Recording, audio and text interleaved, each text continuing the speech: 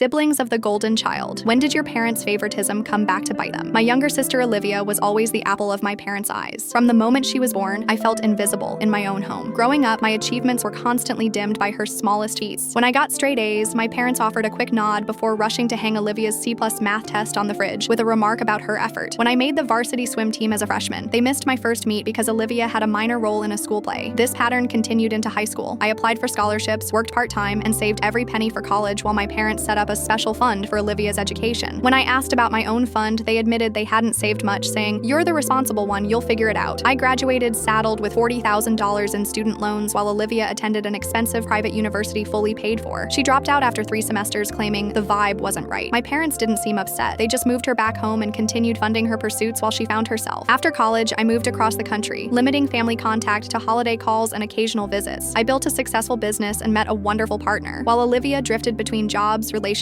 and costly hobbies financed without question. The turning point came when my father was diagnosed with early onset Alzheimer's at 62. My mother called in tears, not only about his diagnosis, but also because they were drowning in debt. They had remortgaged their house twice, drained their retirement, and taken out personal loans to support Olivia's lifestyle. She had convinced them to invest in her yoga studio, organic skincare line, sustainable clothing brand, and several other failed ventures, each time promising to repay them. When my mother pleaded for help saving the house, I reviewed their finances and discovered they owed over $300,000 with the house 3 months behind on payments. In a heart-wrenching confession, my mother revealed that Olivia wasn't their biological daughter. They had adopted her after my aunt died in childbirth and felt immense guilt that led them to overcompensate. I was their biological child, yet I was sidelined in favor of the daughter they thought they must protect. I agreed to help only if they told Olivia the truth about their finances and made her take responsibility. Reluctantly, they agreed. The ensuing family meeting was disastrous. Olivia screamed and wept, accusing them of loving me more and turning against her. When told there was no more money, she demanded another loan and upon refusal, stormed out. The next day, she returned with a moving truck and seized valuables, antiques, jewelry, electronics, insisting they owed her for changing the rules. Devastated, my parents finally saw the wreckage they had created. I helped them file for bankruptcy and moved them into a modest apartment near my home, covering my father's memory care and helping my mother secure a part-time job that restored some dignity. Olivia vanished for nearly 2 years before reappearing when she needed money. This time, my parents stood firm. Unprepared for rejection, she had a meltdown in a restaurant, screaming that her parents had abandoned her. The scene was recorded, went viral, and overnight she became known as the entitled daughter. Public humiliation forced her to mature. She eventually got a steady job, started therapy, and apologized to our parents. In the end, the childhood favoritism came full circle. By giving Olivia everything, they left her with nothing of real worth while forcing me to build everything on my own. Today, I enjoy a successful life while Olivia starts over at 32.